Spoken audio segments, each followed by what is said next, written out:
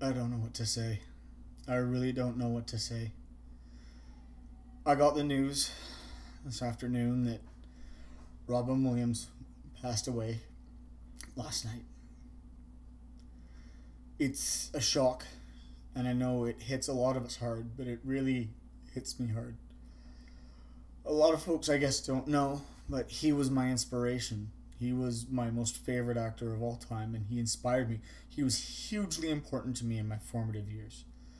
As a kid, I watched a lot of his stand up and many of his movies, and he inspired me. His energy, his passion, always had a laugh, always a smile. I loved it, and his number of voices and just the way that it just flew out of him, it really hit me that way. That it was exciting and it was so cool, and I wanted to be him. I really wanted to be exactly like him. And in my teen years, he was huge. I watched all of his comedy tapes.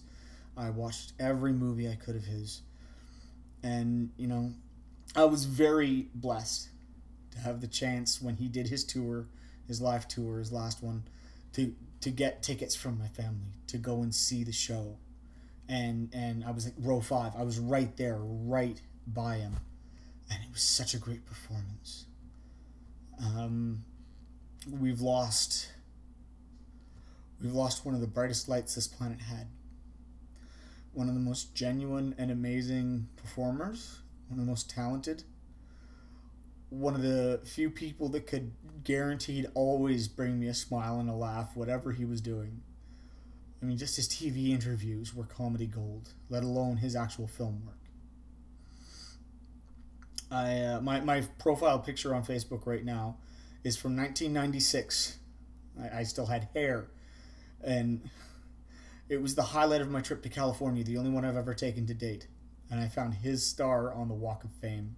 And you can see the look on my face, how excited I was just to be that close. But I did have the opportunity to take off the biggest item on my bucket list many years ago when I met him in person in Vancouver. He was filming Night at the Museum, and I was walking downtown to meet some friends of mine at a pub nearby.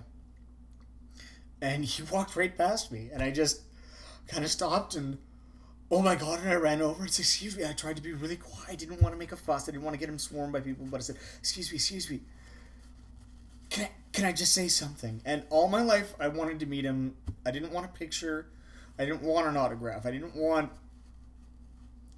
a thing. I just wanted to tell him something. I wanted to say one thing, and I practiced it over and over to myself in my head, so that if I ever met him, I'd be able to say it. I said, please, can I just say something to you? And he said, yes. He stopped. He turned around and said, absolutely. And I said, I just want to say thank you for everything you have ever done, everything you will ever do. You are the biggest inspiration in my life, and you're my hero. And he said, you're welcome, and he shook my hand. He was the most humble and kind guy in person. I couldn't believe it, that he would take the time to listen to some kid who was just so awestruck. And he